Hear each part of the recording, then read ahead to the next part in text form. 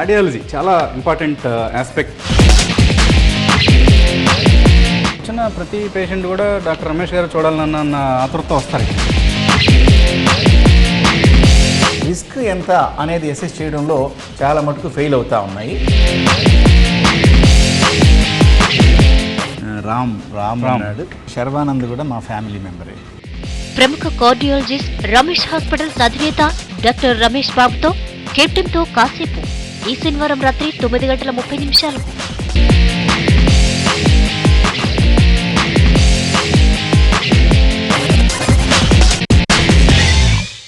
నమస్తే. Successful business man industry captains అంతరంగాలను ఎప్పటికప్పుడు మీ ముందు ఆవిష్కరించే కెప్టెన్తో కాసేపు కార్యక్రమానికి స్వాగతం.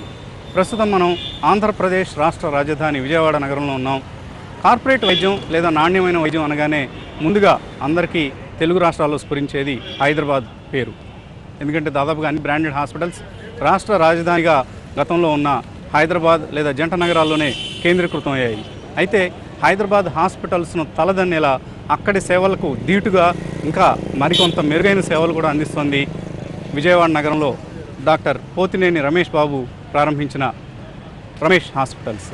హైదరాబాద్ హాస్పిటల్స్లో మనకు ప్రస్ఫుటంగా కొట్టొచ్చినట్లుగా కనపడేది పేషెంట్స్తో పాటు వచ్చే అటెండెంట్స్కు ఇన్ఫర్మేషన్ ఇవ్వడంలో కావచ్చు, ఇతరత్ర సేవలు అందించడంలో కావచ్చు, కార్పొరేట్ హాస్పిటల్స్ కనపరిచిన నిర్లక్ష్యం. ఇటువంటి నిర్లక్ష్యం రమేష్ హాస్పిటల్స్లో మచ్చుకైనా కానరాదు. పేషెంట్స్ పట్ల అలాగే వారితో పాటు వచ్చే అటెండెంట్స్ పట్ల చాలా శ్రద్ధ కనపరుస్తారు రమేష్ హాస్పిటల్స్లో పనిచేసే సిబ్బంది. సో అందుకనే ఈ వారం తన అమృత హస్తవాసితో పాటు లేటెస్ట్ టెక్నాలజీని వినియోగిస్తూ బెస్ట్ సిస్టమ్స్ డ్రివెన్ హాస్పిటల్గా తీర్చిదిద్దేందుకు రమేష్ హాస్పిటల్స్ను శ్రమిస్తున్న డాక్టర్ రమేష్ బాబు ఆంతరంగిక పరిచయాన్ని ఈ వారం కెప్టెన్తో కాసేపు కార్యక్రమంలో చూద్దాం. ఆయన వ్యక్తిగత వివరాలతో పాటు కొన్ని కార్డియాలజీ టిప్స్ను కూడా ఈ వారం కెప్టెన్తో కాసేపులో చూద్దాం.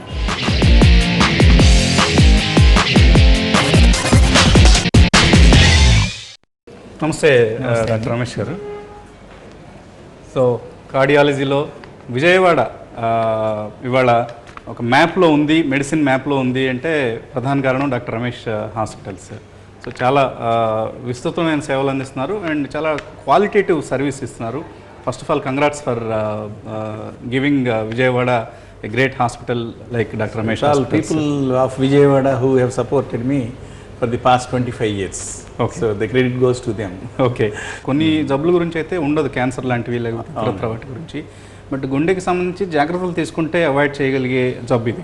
ఎస్. సో అటువంటి తరుణంలో ఇంత అవేర్నెస్ వచ్చి ఇన్ని హాస్పిటల్స్, కార్పొరేట్ హాస్పిటల్స్, మీలాంటి వైద్యులు అందుబాటులోకి వచ్చిన తర్వాత కూడా ఇప్పటికీ మనం సడన్ కార్డియాక్ డెత్స్ చూస్తూ ఉంటాం. అవును. మొన్న కూడా మనం నందిగామ ఎమ్మెల్యే ప్రభాకర్ రావు గారు సడన్గా చనిపోవడం చూస్తాం అన్ఫార్చునేట్లీ. సో ఇటువంటి వాటిని ఎందుకు అవాయిడ్ చేయలేకపోతున్నాం మనం? 1950s పోలిస్తే అప్పుడు హార్ట్ అటాక్ వచ్చిన వాళ్ళు 100లో 30 మంది చచ్చిపోయేవాళ్ళు. అండ్ మిగిలిన 70%లో కూడా చాలామంది గుండె బాగా ఎన్లార్జ్ అయిపోయి డ్యామేజ్ అయిపోయేది. అయితే ఇప్పుడు వచ్చినటువంటి టెక్నాలజీ, మెడిసిన్స్, ఇంజెక్షన్స్, స్టెంట్స్ వీటి వల్ల చాలా మటుకు అది 5% లోపు తగ్గిపోయింది. అయితే మోస్ట్ ఇంపార్టెంట్ ఏంటంటే అన్ఫార్చునేట్గా ఈ హార్ట్ డిసీజ్ ఉన్నది అనే సూచన చాలామందికి తెలియదు. అంటే సడన్ కార్డియక్ డెత్ అనేది జరుగుతూ ఉంది. ఇది కనుక మనం చూస్తే సిమ్టమ్స్ చాలా మందిలో ఉండవు. అంటే ఇది రెగ్యులర్గా చెకప్స్ చేయించుకోకపోవడం వల్ల వస్తుంది. ఎస్. ఈ రోజున ఇప్పటికీ కూడా గత 30 సంవత్సరాలుగా 40 సంవత్సరాలుగా ఎన్నో ఇన్వెస్టిగేషన్స్ వచ్చినాయి. మా కార్డియాలజీ ఫ్యాకల్టీ, ఇందులో రీసెర్చ్ స్కాలర్స్ వీళ్ళంతా కూడా ఏం చేశారంటే మనకి ట్రెడ్మిల్ టెస్ట్ అని, అంటే step test, master step test అని, ట్రెడ్మిల్ టెస్ట్ అని, స్కానింగ్ అని ఇట్లాంటివన్నీ కూడా చేశారు. అదే రేడియో న్యూక్లియైడ్ అని. అయితే ఏవి కూడా మనకి ఖచ్చితంగా ఇదిగో వీళ్ళలో రిస్క్ ఎంత అనేది అసెస్ చేయడంలో చాలా మటుకు ఫెయిల్ అవుతూ ఉన్నాయి. ఇంత అడ్వాన్స్ టెక్నాలజీ కూడా. ఎస్. ఈ రోజున మనకి కార్డియక్ సిటీ కరోనరీ యాంజియోగ్రామ్, దీని ద్వారా ఈ రోజున మనకి ఉన్న టెస్టులన్నిటికీ కూడా most simplest and best predictive value, అంటే 99% యాక్యురేట్గా మనం ఐడెంటిఫై చేయడానికి ఈ రోజున సిటీ కరోనరీ యాంజియోగ్రామ్తో మనకి అవకాశం దొరికిందండి. ఉదాహరణకి మనకి గనక ఒక వ్యక్తికి వచ్చే 7 సంవత్సరాలలో హార్ట్ అటాక్ వచ్చే ప్రమాదం ఎంత ఉన్నది అని కరెక్ట్గా రిస్క్ అసెస్ చేయగలిగే టెస్టు ప్రస్తుతం ఉన్న వాటిలో ఇది బెస్ట్ టెస్ట్ అండ్ సింప్లెస్ట్ టెస్ట్గా పరిగణిస్తున్నారు. అంటే నార్మల్గా యాంజియోగ్రామ్ చేస్తారు. నార్మల్గా ఇన్వేజివ్ యాంజియోగ్రామ్ చేస్తారు. నార్మల్ ఇన్వేజివ్ యాంజియోగ్రామ్ అనేది మనం ఈ చేతిలో నుంచి కానీ కాల్లో నుంచి కానీ మనం ఆర్టరీని పంక్చర్ చేస్తాం. ఓకే. కానీ ఈ ఇన్వేజివ్ ప్రొసీజర్ కాకుండా ఇది నాన్ ఇన్వేజివ్, అంటే సిటీ స్కాన్ అంటే మనం జస్ట్ లైక్ ఎక్స్రే, అంటే ఫ్యూ సెకండ్స్లోనే మనం చేయొచ్చు అనమాట. సో ఇది చేసినప్పుడు ఏమవుతుందంటే మనకి ఉదాహరణకి ఒక వ్యక్తికి ఈ సిటీ యాంజియోగ్రామ్లో కాల్షియం స్కోర్ 0 వచ్చి రక్తనాళాలు కనుక నార్మల్గా అంటే ఏమీ బ్లాక్స్ లేవని కనుక వస్తే నెక్స్ట్ 7 years వరకు almost it is a warranty. అంటే హార్ట్ అటాక్ వచ్చే అవకాశం లెస్ దాన్ 2%. అంటే 98 మందికి ఒక 7 సంవత్సరాల పాటు మేజర్ హార్ట్ అటాక్ ఏమీ రాదు అనేది మనకి ఈ రోజున ఎవిడెన్స్ ఉంది. Evidence based 7 years warranty test అంటున్నారు ఇప్పుడు దీన్ని. Okay. City coronary angiogram is called now 7 year warranty test for heart attack. మీరు ఈ సిటీ స్కాన్ మెషిన్ని చాలా ఇన్వెస్ట్ చేసి తెప్పించారని అన్నారు. ఇన్ఫ్యాక్ట్ నేను విన్న దాని ప్రకారం మన స్టేట్లో ఎటువంటి మెషిన్ లేదు అన్నారు. అవునండి, మేము ఇది second machine in the country. మేము 3 years బ్యాక్ ఇది తీసుకున్నాము.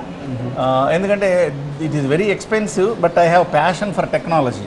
ఓకే. అందువల్ల ఇట్ ఈస్ నాట్ వయబుల్. కరెక్ట్గా చెప్పాలంటే ఇది $2 million అండి, అబౌట్ 10 crores ఈ మెషిన్. ఇది నాన్ ఇన్వేజివ్ టెస్ట్, పీపుల్కి సింపుల్గా అయిపోతుంది. ప్లస్ నార్మల్గా యాంజియోగ్రామ్ చేస్తే ఎంత ఛార్జ్ చేస్తారు, మీరు ఈ స్కాన్కి వెళ్తే ఎంత ఛార్జ్ చేస్తారు? ఈ రెండింటికి దాదాపు ఒకటే ఛార్జ్ అండి, 10,000 to 12,000 rupees అవుతుంది. సిటీ కరోనరీ యాంజియోగ్రామ్లో ఇన్వేజివ్ యాంజియోగ్రామ్లో కనపడినటువంటి కొన్ని బ్లాక్స్ కూడా కనపడతాయి. మనం సిటీ యాంజియోగ్రామ్ చేస్తే 80% మందికి అసలు ఈ యాంజియోగ్రామ్ చేయాల్సిన అవసరం లేదు. ఇంకొక అపోహ ఏంటంటే చాలామందికి రేడియేషన్ ఎక్కువ ఉంటుందని, అది కూడా చాలా తప్పు. రమేష్ గారు, నార్మల్గా యాంజియోగ్రామ్ కోసం ఎక్కువ మంది వెళ్తూ ఉంటారు, అంటే గుండె జబ్బు ఉందా లేదా అన్న అంశాన్ని నిర్ధారించుకోవడం కోసం. సో యాంజియోగ్రామ్ చేస్తారు. అండ్ తర్వాత ఆఫ్ కోర్స్ మీరు సజెస్ట్ చేసిన దాని ప్రకారం ఐదర్ బైపాస్ సర్జరీకో లేకపోతే ఒక స్టంట్ వేయటం, ఏదో ఒక రకరకాల చికిత్సా విధానాలు మీరు సూచిస్తారు. సో ఈ angioplasty or stent or bypass దీన్ని ఎలాగా డిసైడ్ చేస్తారు? ఒకసారి మనం యాంజియోగ్రామ్ చేసిన తర్వాత ఇందులో 3 రకాలుగా నిర్ణయాలు తీసుకుంటాం. ఒకటి ఏంటంటే ఖచ్చితంగా ఈ పేషెంట్కి ఏమీ అవసరం లేదు, మందులు వాడితే సరిపోతుంది. కొంతమందికి ఖచ్చితంగా బైపాస్ సర్జరీనే, మెయిన్ ఆర్టరీస్లో బ్లాక్స్, 4-5 చోట్ల బ్లాక్స్, స్టెంట్స్ వేయడానికి అనువుగా లేనటువంటి బ్లాక్స్, వాళ్ళు బైపాస్ సర్జరీ చేయాలి. కొన్నిటికి ఖచ్చితంగా స్టంటే చేయాలి. అంటే ఫర్ ఎగ్జాంపుల్ రైట్ సైడ్ కానీ 1 కానీ 2 కానీ షార్ట్ బ్లాక్స్, అది సూటబుల్గా ఉంది, మనం స్టంట్స్ చేసినా కూడా మంచి లాంగ్ టర్మ్ బెనిఫిట్ ఉంటుంది అనుకున్నప్పుడు ఖచ్చితంగా స్టంట్ చేయాలి. ఈ 3 రకాలు కాకుండా ఇంకొక గ్రే జోన్ ఉంటుంది. వాళ్ళకి కొన్నాళ్ళు మందులు వాడి బైపాస్ చేయడం, లేకపోతే కొన్నాళ్ళు మందులు వాడి స్టెంట్స్ చేయడం, లేకపోతే స్టెంటా బైపాస్ అనేది తర్వాత నిర్ణయం చేయడం, మరి కొన్ని టెస్టులు బట్టి అట్లాగా ఈ 4 గ్రూప్స్గా డివైడ్ చేస్తామండి. అంటే నార్మల్గా సెకండ్ ఒపీనియన్ తీసుకోండి, థర్డ్ ఒపీనియన్ తీసుకోండి అని చెప్తూ ఉంటారు. అవును. సో నిజంగా అంత అవసరం ఉంటుందా? ఒకళ్ళకి చాలా ఇంకొక డాక్టర్కి మధ్య ఒపీనియన్లో తేడా ఉన్నప్పుడు, భేదం ఉన్నప్పుడు ఎవరిని ప్రిఫర్ చేయాలి, ఏ మార్గాన్ని ప్రిఫర్ చేయాలి? ఇప్పుడు మేము 1996లో ఫస్ట్ టైం ఇక్కడ డిజిటల్ క్యాత్ ల్యాబ్ స్టార్ట్ చేసాం మన స్టేట్లో. చేసినప్పుడు యాంజియోగ్రామ్ సీడీ మార్నింగ్ చేస్తే మేము మధ్యాహ్నం పేషెంట్కి అటెండెన్స్కి ఇచ్చేసేవాళ్ళం. ఇచ్చి మేమే వాళ్ళని ఎంకరేజ్ చేసేవాళ్ళం, go for a second opinion అని చెప్పి. సో టు క్రియేట్ కాన్ఫిడెన్స్, వాళ్ళు సెకండ్ థర్డ్ ఒపీనియన్స్ తీసుకుని అల్టిమేట్గా వాళ్ళకి మనకి ట్రస్ట్ డెవలప్ అవ్వాలి అని అంటే మనం ఓపెన్గా ట్రాన్స్పరెంట్గా ఉండాలి. సో అయితే ఏంటంటే ఈ గ్రే జోన్లో ఉండేటటువంటి ఏదైతే మనకు 10 to 20%లో డిఫరెన్స్ ఆఫ్ ఒపీనియన్ ఉంటుంది. ఒక్కొక్కళ్ళు ఏంటంటే ఈ సీడీ చూసిన తర్వాత ఇదిగో ఈ పేషెంట్కి సర్జరీ చేయాలని, కొంతమంది అక్కర్లేదు కొన్నాళ్ళు వెయిట్ చేయొచ్చని. అయితే ఏంటంటే ఒక్క సీడీ చూసి ఎప్పుడు కూడా మనం రిపోర్ట్ ఇవ్వకూడదండి. పేషెంటు ఓవరాల్గా ఆ పేషెంట్ యొక్క వయస్సు, ఆ పేషెంట్ ఎంత పని చేస్తున్నారు, అంటే మనకి హార్డ్ వర్క్ చేయాలా, లేకపోతే ట్రావెలింగ్ చేయాలా, మెడికల్ ఫెసిలిటీ లేని చోట ఉంటారా, లేకపోతే ఈ బ్లాక్స్ ఎంత లెంగ్త్ ఉన్నాయి, అసోసియేటెడ్గా షుగర్ ఉన్నదా, ఆర్థిక పరిస్థితి ఏమిటి. సో ఇవన్నీ చూసుకుని వాళ్ళు చేసే పని, దాన్ని బట్టి ఏజ్ని బట్టి, కోమార్బిడ్ కండిషన్స్, చాలా విషయాలు పరిగణలోకి తీసుకుని ఆ 20% పేషెంట్స్లో మేము ఒపీనియన్ ఇస్తాం. అయితే ఈ రోజు మేము ఓకే మందులే వాడండి అని చెప్పినా 2-3 monthsలో ఒపీనియన్ మార్చవచ్చు. ఎందుకంటే ఆ బ్లాక్ అనేది 70% ఉన్నది సడన్గా కొంతమందిలో 90% అయిపోతుంది లోపల గడ్డగట్టి. అప్పుడు మనం వెంటనే మనం చేంజ్ చేస్తాం. ఆ 20%లోనే ఈ భేదాభిప్రాయాలు ఉంటాయి. అంటే డిఫరెన్స్ ఆఫ్ ఒపీనియన్ కానీ, ఒక కార్డియాలజిస్ట్ చెప్పింది ఇంకో కార్డియాలజిస్టు కాదు అని చెప్పడం కానీ ఏది కూడా మనం ఖచ్చితంగా అది తప్పు ఇది కరెక్ట్ అని చెప్పడానికి అవకాశం లేదండి.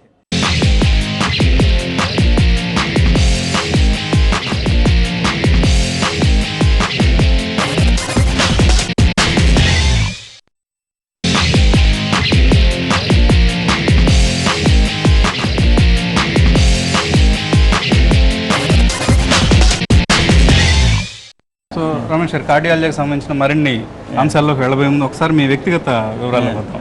సో పేరెంట్స్ ఏం చేసేవారు?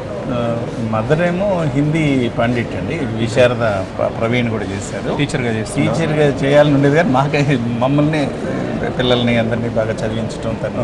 ఎంతమంది బ్రదర్స్? మేము 4 బ్రదర్స్ అండి, సిస్టర్ 4 బ్రదర్స్. ఓకే. ఫాదర్ ఏం చేసేవారు? ఫాదర్ ఆయన చిన్నప్పుడు యాక్చువల్గా చదువుకోవడానికి పేరెంట్స్ మదర్ చిన్నప్పుడే పోబట్టి విజయవాడ వచ్చారు. ఇక్కడే విజయవాడలోనే లారీ ఫీల్డ్ తీసుకుని లారీ బిజినెస్ చేస్తారు, లారీ ఓనర్. ఓకే. అండ్ నార్మల్గా మీరు ఎంబీబీఎస్ చేశారు? యా. ఎక్కడ చేశారు? Guntur. MBBS Guntur medical school అండి. ఓకే. మెడికల్ కాలేజ్ అక్కడ. ఇక ఆ తర్వాత ఎండి అండ్ అంటే ఎందుకు మెడిసిన్ పట్ల చిన్నప్పటి నుంచి ఆసక్తి ఉండేదా మీరు? దాదాపు 9-10 ఇయర్స్ ఏజ్ నుంచి డాక్టర్ అవ్వాలి అని ఒక కోరిక ఉండేది. దానికి అనుగుణంగానే బైపీసీ తీసుకున్నారు. అంటే డాక్టర్స్కి అప్పుడు వెళ్ళినప్పుడు వాళ్ళకి రెస్పెక్ట్ ఎక్కువ ఇవ్వడం అది ఉండేది. చాలా గొప్ప, ఈవెన్ ఇప్పటికైనా ఉండేది. డాక్టర్ అంటే ప్రాణదాత అన్న ఒక వెళ్ళినప్పుడు కూడా డాక్టర్ గారు వస్తే మేము అందరూ నిలబడతాం పేషెంట్స్కి వెళ్ళినప్పుడు. So use to admire that. Okay. Okay. So even మాకు కూడా అనిపిస్తూ ఉంటుంది, డాక్టర్లకి ఇచ్చే రెస్పెక్ట్ మనకి రాదేంటి, ఎప్పటికీ రాదేమో అని చెప్పేసి. So you deserve it also of course. And ఎంబీబీఎస్లో సీట్ ఈజీగా వచ్చిందా? 1974లో. సో 2 times ఎంట్రన్స్ బాధితుల్లో మేము అనమాట. ఓకే. 2 సార్లు వచ్చింది సీటు. ఇక గుంటూరు మెడికల్ కాలేజ్లో జాయిన్. ఆ రోజుల్లో గుంటూరు మెడికల్ కాలేజ్ ఈవెన్ ఇప్పటికి కూడా one of the very popular college, famous college for medicine. అవును. ఎంబీబీఎస్ తర్వాత ఎక్కడికి వెళ్ళారు? ఎంబీబీఎస్ తర్వాత నేను నేషనల్ ఎగ్జామినేషన్స్ రాశానండి. పీజీఐ చండీగఢ్ను తర్వాత ఆల్ ఇండియా ఇన్స్టిట్యూట్ రాశాను. ఆ రెండిట్లో కూడా ఎండీలో సీట్ వచ్చింది. అయితే ఆల్ ఇండియా ఇన్స్టిట్యూట్ అంటే కొంచెం central place plus more training ఉంటుందని చండీగఢ్ కాకుండా ఆల్ ఇండియా ఇన్స్టిట్యూట్ ప్రిఫర్ చేసి all India institute of medical sciences. Training అది చాలా బాగుంటుంది ఎండీలో. Very hard training, but still it is అదే మనకి ఆ పేషెన్స్ డెవలప్ అవ్వడానికి నాలెడ్జ్, కాన్ఫిడెన్స్.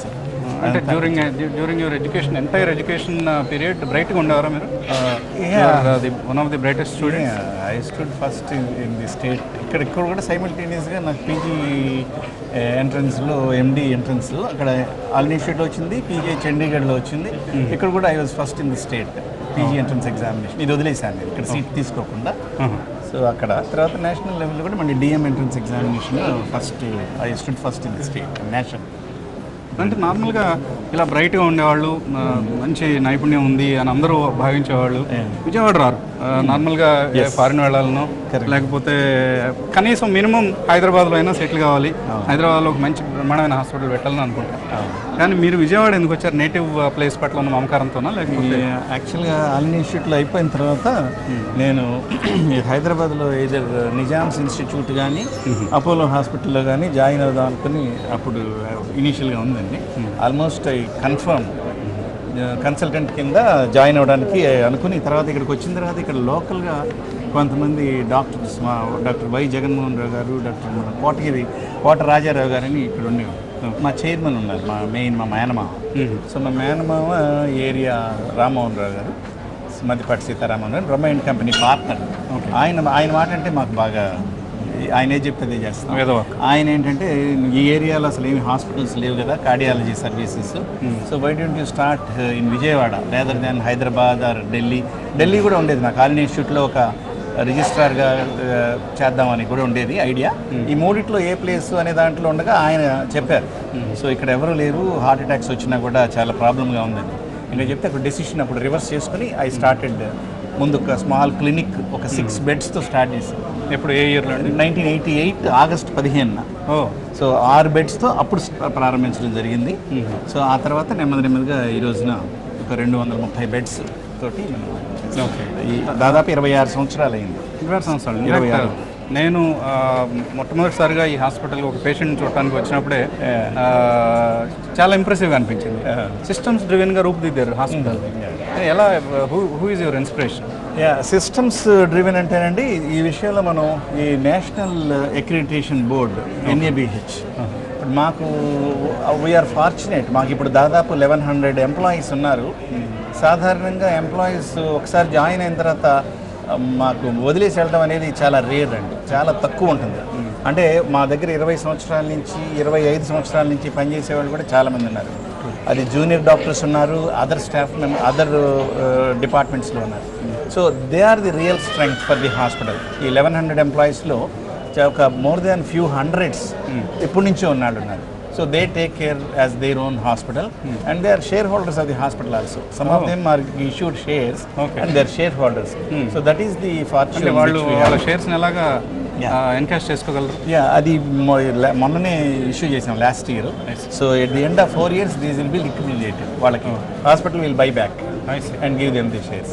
సో వాళ్ళకి మా ఓన్నెస్ అని ఉంటుంది and then we keep giving. ఎవరికి ఎంప్లాయీస్లో కూడా మనం చూస్తుంటాం.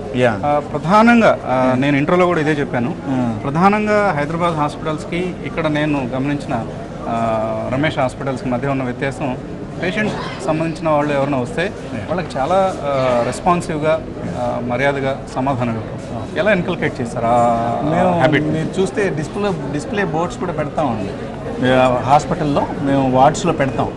ఇక్కడ హాస్పిటల్ ఎంప్లాయీస్లో కానీ లేకపోతే వచ్చే రోగుల్లో కానీ పెద్ద చిన్న అనే తారతమ్యం లేదు. మనం మర్యాద ఇవ్వడం అనేది మన సంస్కారం అని అందరికీ మేము బోర్డ్స్ వీటిలో ఉంటుంది. సో ఈ ఎంప్లాయీస్ కూడా రెగ్యులర్ ఎవ్రీడే ట్రైనింగ్ ప్రోగ్రామ్స్ ఉంటాయండి, how to deal with the patients. ఇది కూడా డిస్ప్లే ఉంటుంది. అంటే రోగులకు కానీ వారి అటెండెంట్స్ని కానీ వారి యొక్క ప్రాబ్లమ్స్ సాల్వ్ చేయడానికి మీరు పూర్తి సహాయ సహకారాలు అందించాలి అని చెప్పి we display and then we keep training them also. మళ్ళీ మర్చిపోతారే అని చెప్పి వార్డులో కూడా పెడతాం.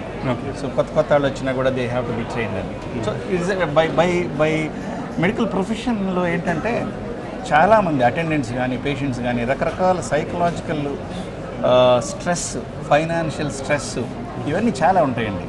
సో వాళ్ళు ఒక్కొక్కసారి కొంచెం ఇల్లాజికల్గా కూడా కొంతమంది మాట్లాడుతూ ఉంటారు. 80-90% అర్థం చేసుకుంటారు. కొంత అవేర్నెస్ లేకపోవడం వాళ్ళ ప్రాబ్లమ్స్ వల్ల. అయినప్పటికీ కూడా having taken up medical profession we have no business to lose our temper. That is the fundamental. You are always, benefit of doubt is for the patient and attendants, try to explain and then అదిగాక మేము audio video counselling కూడా ఉంటుంది మా దగ్గర కంపల్సరీగా. What ever we talk it is recorded. So పేషెంట్కి అటెండెంట్స్కి చెప్పినప్పుడు కానీ సో దట్ పేషెంట్స్ ఎవరికైనా సరే క్లారిటీ ఉంటుంది. మేము కూడా ఏం చెప్పాలనే దాంట్లో క్లారిటీ ఉంటుంది. ఈ సిస్టమ్స్ ఇవన్నీ కూడా గత 2.5-3 years నుంచి ఇంకా ఇంప్రూవ్ చేసాము. ఇంకా చేయాల్సింది ఇది కాన్స్టాంట్ లెర్నింగ్ ప్రాసెస్ అండి. ఎప్పుడు కూడా we are dealing with several thousands of patients. ఇప్పుడు దాదాపు మేము ఒక 6 లక్షల మంది పేషెంట్స్ని ట్రీట్ చేసాం 26 సంవత్సరాలు. అండ్ ఒక 50,000 యాంజియోగ్రాములు చేసాం. 10,000 మందికి బైపాస్ ఆపరేషన్ చేసాం. నేను హైదరాబాద్లో గోపిచంద్ గారిని చూశాను. ఆయన కనీసం రోజుకి ఒకటైనా ఫ్రీగా చేస్తారు, సర్వీస్ మోటో. రైట్. మీ దగ్గర కూడా అటువంటి ప్రాక్టీస్? ఈ 10,000 మందిలో మేము చేస్తే కనుక ఇప్పుడు ఈ రోజున ఒక 60% ఆఫ్ ది పేషెంట్స్ ఈ ఆరోగ్యశ్రీ కార్డు కానీ ఇది రాకముందు ఇదివరకు మన NTR స్కీమ్ అని ఉండేది, ఒక 30,000 రూపీస్. తర్వాత సెంట్రల్ గవర్నమెంట్ కూడా prime minister fund, chief minister fund అని ఉండేది. సో ఇదివరకు అప్పటి నుంచి కూడా మాకు ఆ ఫండ్లో చేయడం, ఎలా చేయడం. సో వాళ్ళందరికీ కూడా దాదాపుగా ఇప్పుడు ఆరోగ్యశ్రీ అయితే ఫ్రీ అండ్ క్వాలిటీ మెయింటైన్ చేసేటటువంటి NABH అక్రిడిటెడ్ హాస్పిటల్స్ నిజంగా క్వాలిటీ మెయింటైన్ చేసి పేషెంట్కి కనుక చేస్తే సుమారుగా we are losing around 20,000 rupees per surgery ఈ ఆరోగ్యశ్రీ పేషెంట్కి. చాలామంది అనుకుంటారు ఆరోగ్యశ్రీ వల్ల ప్రైవేట్ కార్పొరేట్ హాస్పిటల్ బాగుపడుతున్నాయని. అది కొన్ని హాస్పిటల్స్లో జరగదండి. అంటే క్వాలిటీ మెయింటైన్ చేయాలి, పేషెంట్స్కి పర్ఫెక్ట్ ట్రీట్మెంట్ ఇవ్వాలి అనుకుంటే మాత్రం లూజ్. కాబట్టి టర్న్ ఓవర్ మీద మేము ఏంటంటే మాకు లార్జ్ టర్న్ ఓవర్ ఉంటుంది కాబట్టి we make up for the loss. Otherwise ఎంత టర్న్ ఓవర్ ఉంటుంది? ఇది దాదాపుగా మాకు ఓవరాల్గా around 70 crores turn over. Brand Bezawada ఇప్పుడిప్పుడే పురుడు పోసుకొని ఊపిరి అనుకుంటుంది. బ్రాండ్ బెజవాడను పరిపోషణ చేసేందుకు ప్రయత్నిస్తున్న డాక్టర్ పోతినేని రమేష్ బాబు పరిచయ కార్యక్రమం వచ్చే వారం కూడా కొనసాగుతుంది. Keep watching TV5.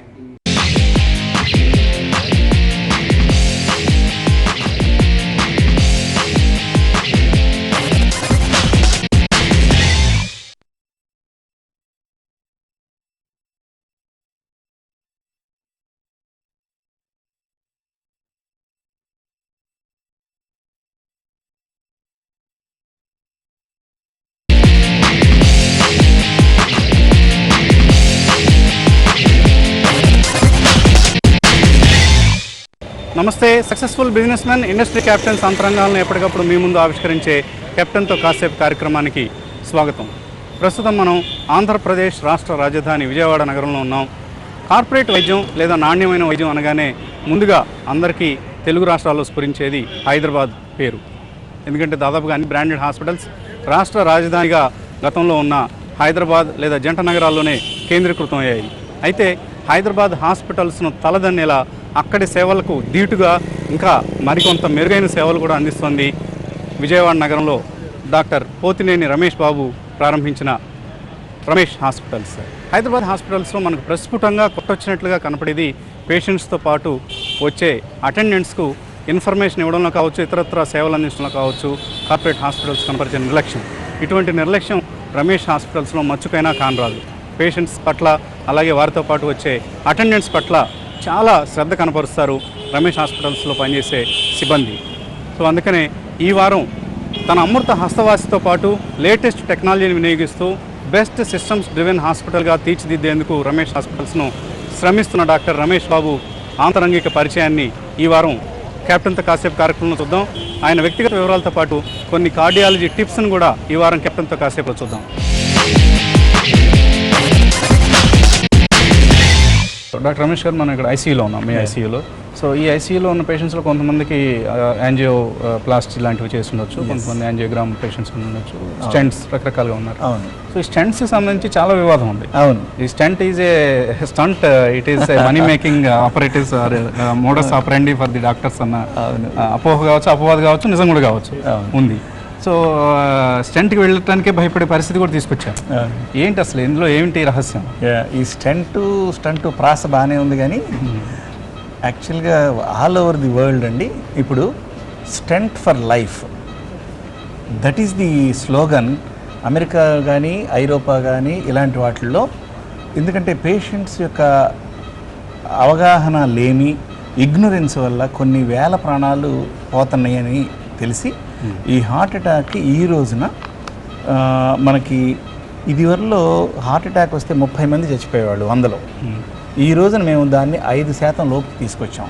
ఇది కేవలం ఈ stents, emergency angioplasty. So stent అనేది స్టంట్ కాదు, స్టెంట్ ఈజ్ ఫర్ లైఫ్.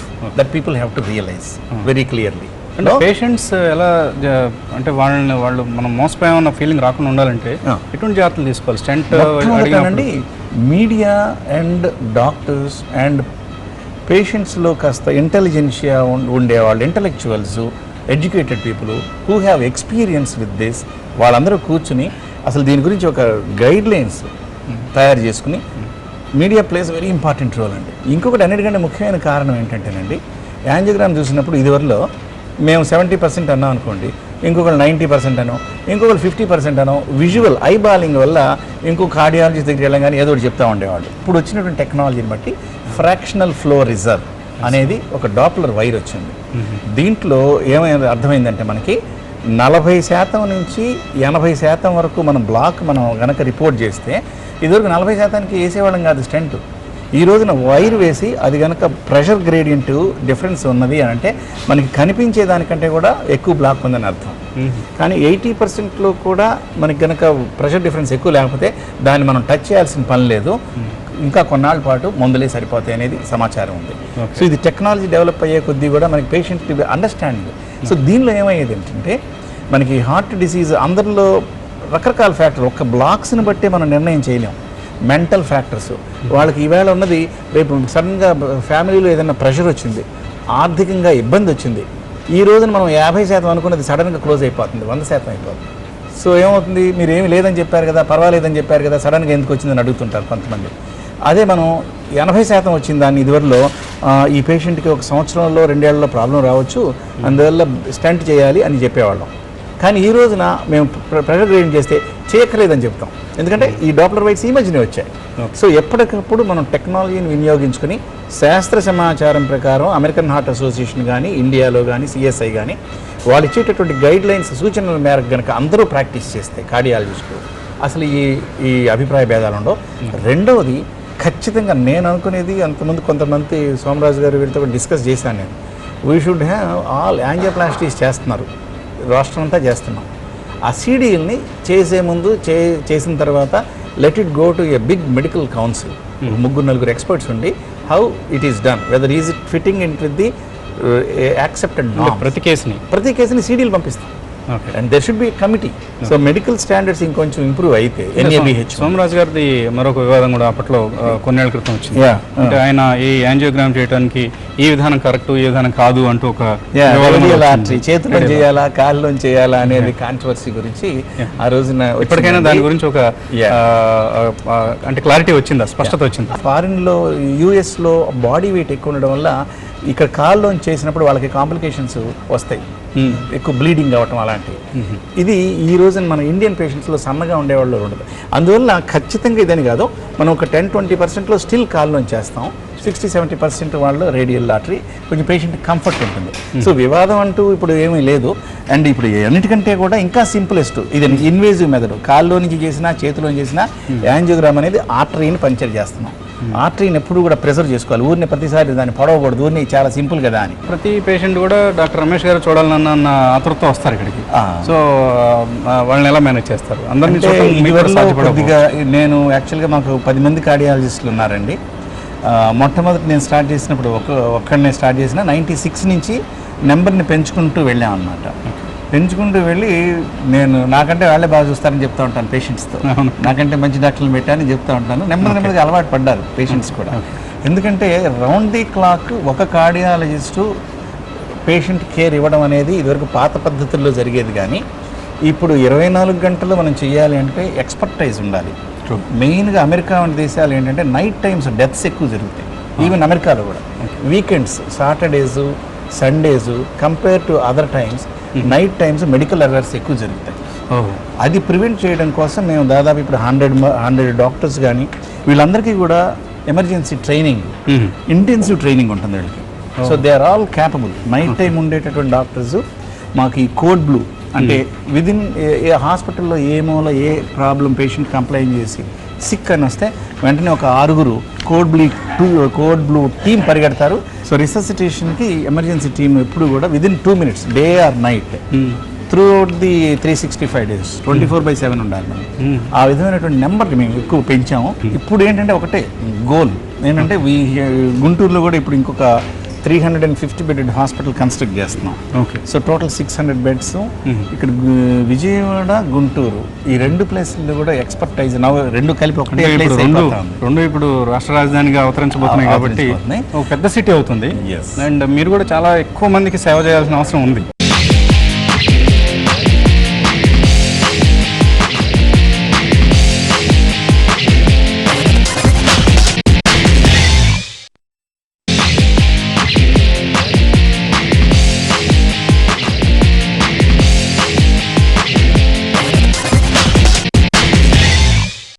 సినిమాలు చూస్తుంటారా?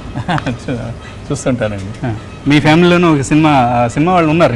Brother I think producer Ravikishore, తను స్రవంతి ప్రొడ్యూసరు. 1988 నుంచి is in cine field. And ఇంకో హీరో కూడా ఉన్నట్లు. హీరో మా తమ్ముడి సన్ అండి, రామ్ అన్నాడు, యంగ్ హీరో. తర్వాత శర్వానంద్ కూడా మా ఫ్యామిలీ మెంబరే. ఈ గమ్యము ఇట్లా చేశాను తను కూడా. సో సినిమాలు ఎక్కువ చూస్తుంటారు? ఎక్కువ అని కాదు, విజయవాడ అంటే నార్మల్గా సినిమా పిచ్చి ఎక్కువ ఉంటుంది. నార్మల్గా ఇక్కడ ఒక 2 అలా చూస్తుంటాం. ఎవరు మీ అభిమాన హీరో ఎవరు? Amitabh Bachchan is one of the greatest actors అని నేను బిలీవ్ చేస్తాను. దెన్ కమల్ హాసన్. హీరోయిన్స్లో ఎవరిని ఇష్టపడతారు? పాత వాళ్ళలో Savitri was great actress.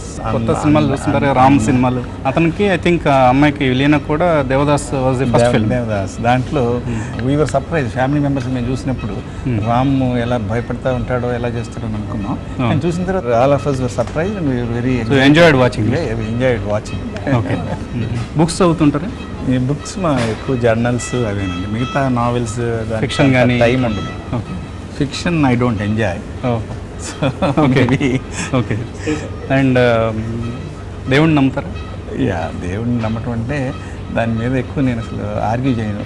At the age of 15, 16 ఇంటర్మీడియట్లో ఉన్నప్పుడు use to argue very you know vigorously, intensively. ఇప్పుడు ఉన్న పరిస్థితుల్లో అసలు దాని గురించి డిస్కస్ చేయడం అనవసరం. నమ్మేవాళ్ళు నమ్మొచ్చు, మిగతా వాళ్ళు వద్దు అనుకునే వాళ్ళు అక్కర్లేదు. So I don't take anybody side and I'm not interested to discuss about it. Food ఇష్టపడతారా రమేష్ గారు? యా, ఇదివరకు you are vegetarian or non vegetarian? Non veg అండి, నాన్ వెజిటేరియన్. ఇది కొంచెం నెమ్మదిగా స్లోలీ వెజిటేరియన్లోకి కన్వర్ట్ అవుతుంది. అంటే ఏజ్ తర్వాత కావడం మంచిది అంటారా? మంచిదండి, డైజెస్టివ్ తగ్గడం. అవును. అదీగాక నాన్ వెజ్లో బెటర్ ఏంటంటే మనం ఫిష్ ఒకటి పర్వాలేదు తీసుకోవచ్చు, మిగతా ఫుడ్ నాన్ వెజ్ ఐటమ్స్ కొంచెం తగ్గించి తీసుకోవడం మంచిది. అలవాటు ఉన్నా కూడా అంటే లిమిటెడ్గా తీసుకుంటే ఏం కాదు. ఓకే. మీరు యాజ్ ఏ డాక్టర్ మీరు ఎటువంటి ప్రికాషన్స్ తీసుకుంటారు హెల్త్ కేర్ కోసం మీ పర్సనల్? లిమిట్స్ ఎప్పుడు కూడా లిమిట్స్లోనే తీసుకోవడము. అదర్ స్వీట్ మెయిన్గా రొటీన్గా ఫాలో అయ్యి స్వీట్స్ అవాయిడ్ చేసుకోకుండా లిమిటెడ్గా మాత్రం అన్నీ తీసుకుంటాం. సో ఫిట్నెస్ కోసం ఏం చేస్తుంటారు? మామూలు రోజు మార్నింగ్ ఒక 1 hour ఈ యోగా ఎక్సర్సైజెస్, బ్రీదింగ్, కొంచెం మాకు ఎక్కువసేపు కూర్చోవడం ఇవన్నీ ఉంటుంది కదా, అందుకని ఈ స్పైనల్ ఎక్సర్సైజెస్ ఎక్కువ చేస్తూ ఉంటాను. సో దట్ బ్యాక్ పెయిన్ వచ్చి మళ్ళీ ఇవన్నీ నెక్ పెయిన్, బ్యాక్ పెయిన్స్ రాకుండా ఉండడం కోసం కొన్ని ఎక్సర్సైజ్లే చేస్తాను.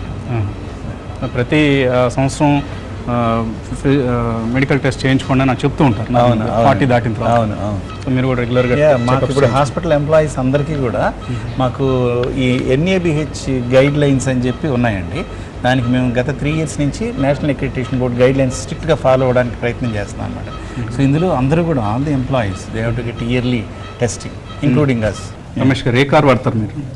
కారా నాకైతే లేదండి, ఇన్నోవా ఒకటి ఫ్యామిలీకి ఉంటుంది. అంటే ఆటోమొబైల్స్ అంటే ఇంట్రెస్ట్ ఉందా అసలు? పెద్ద లేదండి, మొన్నటి వరకు యాక్చువల్గా అయితే అంబాసిడర్ కారే ఉండేది. మనకు బెజవాళ్ళు నార్మల్గా కార్లు పిచ్చి ఎక్కువ.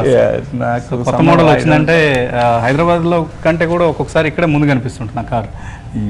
అంటే మేము ఫస్ట్ కార్ తీసుకొచ్చే కంటే కూడా first cath lab, digital cath lab, మీ ప్యాషన్ అంతా కూడా ఎక్విప్మెంట్ అండ్ టెక్నాలజీ. అందుకనే హైదరాబాద్లో కూడా లేదు అని మేము అడ్వర్టైజ్మెంట్ బోర్డు పెట్టాం. 256 లైస్ అనేది హైదరాబాద్లో లేదు అని చెప్పి బోర్డు పెట్టాం. Okay, you can see in 2-3 places. మీరు నార్మల్గా హైదరాబాద్ని కాంపిటీషన్ ఫీల్ అవుతూ ఉండేవాళ్ళు. Yes, we should compete with Hyderabad. That is our target. గుంటూరులో వచ్చే 350 bedded హాస్పిటల్లో you have everything, escalators, pneumatic systems, 3 Tesla MRI, 128 slice CT. There is no hospital in Hyderabad which has got all this.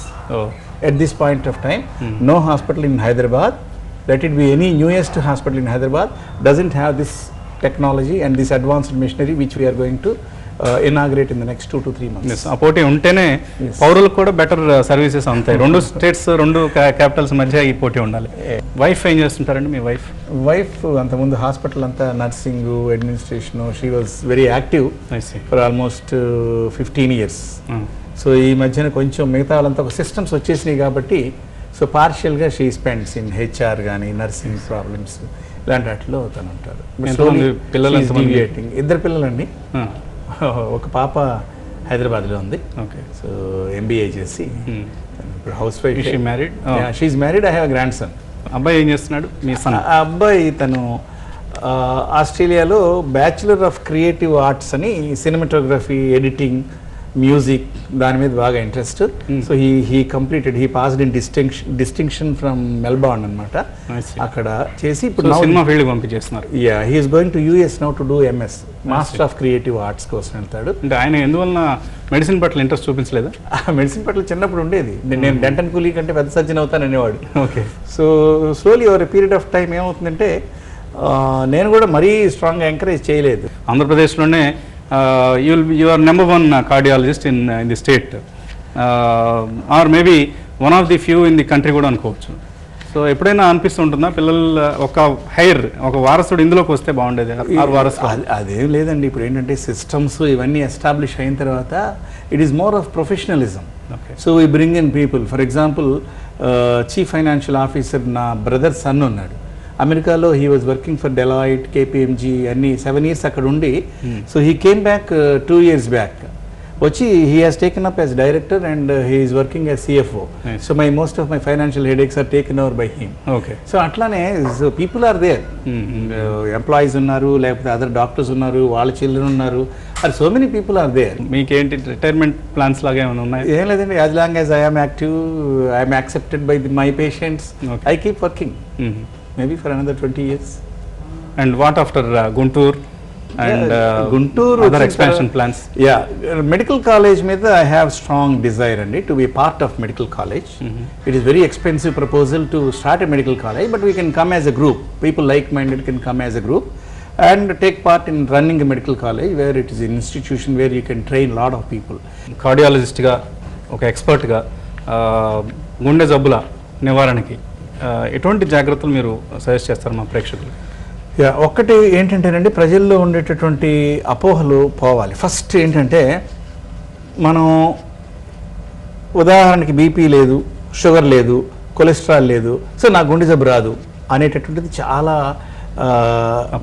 అపోహ, అవగాహన లేని. చాలామందికి మన ఐసీయూలో admit అయినటువంటి పేషెంట్స్ని చూస్తే దాదాపు 100కి 70 మందికి ఈ రిస్క్ ఫ్యాక్టర్స్ ఏమీ లేకుండానే వస్తున్నాయని తెలుస్తూ ఉంది. అంటే బీపీ, షుగరు, ధూమపానం, ఫ్యామిలీ హిస్టరీ ఏమీ లేకుండానే వస్తున్నాయి. అంటే ఏంటంటే there is some other genetic factor, some other factors which we do not understand. అందువల్ల నాకు కొలెస్ట్రాల్ 120 ఉంది, నాకు ఎట్టి పరిస్థితులు గుండె జబ్బు రాదు అనుకోవడానికి లేదు. 25 నుంచి 30% మందికి మాత్రమే ఈ హార్ట్ అటాక్ వచ్చిన వాళ్ళలో కొలెస్ట్రాల్ హైగా ఉంటుంది, మిగతా 70% మందిలో నార్మల్ ఉంటుంది. అలాగే అదొకటి. రెండవది, సైలెంట్ హార్ట్ అటాక్స్ చాలా ఎక్కువగా ఉంటున్నాయి. ఈ రోజున మనకి నెక్స్ట్ 7 yearsలో, అంటే 7 year వారంటీ టెస్ట్ అనేటటువంటిది CT యాంజియోగ్రామ్ అందుబాటులోకి వచ్చింది కాబట్టి ఈ 40 సంవత్సరాలు దాటిన వాళ్ళు రిస్క్ ఏమాత్రం మైనర్ రిస్క్ ఫ్యాక్టర్స్ ఉన్నా కూడా ఇది చేయించుకుంటే ఒక 7 years మనకి ఇబ్బంది లేదు హార్ట్ గురించి అనేటటువంటి దాంట్లో ఉండొచ్చు. అందులో అసలు మనం నార్మల్గా ఉండే వాళ్ళలో కూడా 50%, 60% బ్లాక్స్ చూస్తున్నాం. వాళ్ళకి సిమ్టమ్స్ ఏమి ఉండవు. అలాంటి వాళ్ళకి మందులు మొదలుపెట్టి అది పెరగకుండా ఉండేందుకు మనం చేయొచ్చు అనేది ఈరోజు మన కొలెస్ట్రాల్ లోయరింగ్ డ్రగ్స్ కానీ, బ్లడ్ థిన్నర్స్ కానీ ముందే స్టార్ట్ చేస్తాం.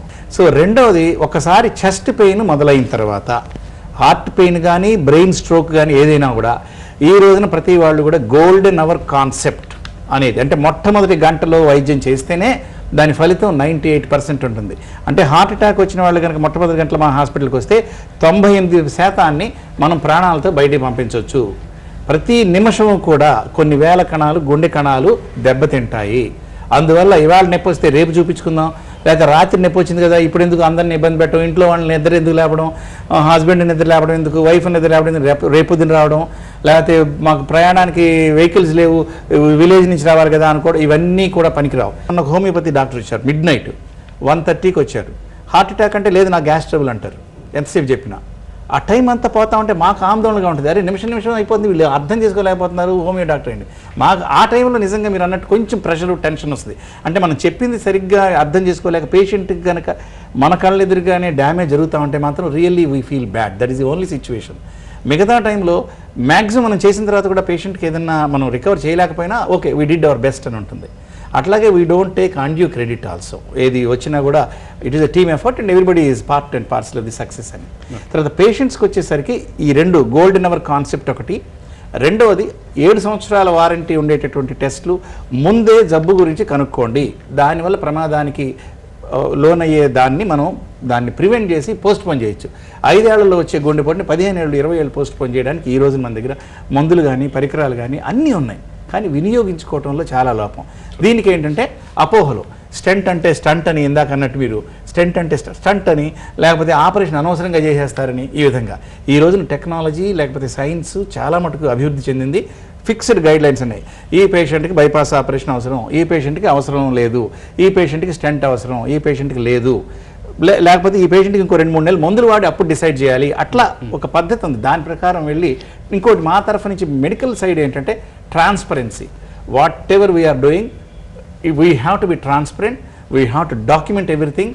ఈ ఎన్ఏబిహెచ్ గైడ్ లైన్స్ ఫాలో అవ్వడం మొదలుపెట్టిన తర్వాత డాక్యుమెంటేషన్ మీరు రికార్డ్స్ పేషెంట్స్కి ఎలక్ట్రానిక్ మెడికల్ రికార్డ్స్ అండి మనకి అన్ని కంప్లీట్ గా. అండ్ వాటిని పేషెంట్స్తో షేర్ చేసుకుంటారు. Yes, everything is given to them in black and white. Discharge Discharge summary is a detailed discharge summary and ఇంకా ఇంప్రూవ్ చేసి ఇంకా బట్ ఇన్ పేషెంట్ ఫైల్లో it is extensively mention what all we have done minute to minute అన్ని కూడా అన్ని అందులో ఉంటాయి రికార్డ్స్లో. So thank you Ramesh గారు. Wish you all the best. మీరు నమ్మినా నమ్మకపోయినా బెజవాడ కనకదుర్గమ్మ మీకు మరింత ఆయుష్ ఇవ్వాలి అండ్ కనీసం కొన్ని దశాబ్దాల పాటు పేషెంట్స్కి మీ సేవలు అందించాలి.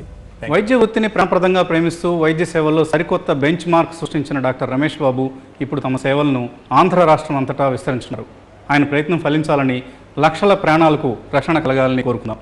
ఇది ఈ వారం కెప్టెన్తో కాసేపు. మరొక కెప్టెన్తో మరొక ఎపిసోడ్లో మళ్ళీ కలుద్దాం.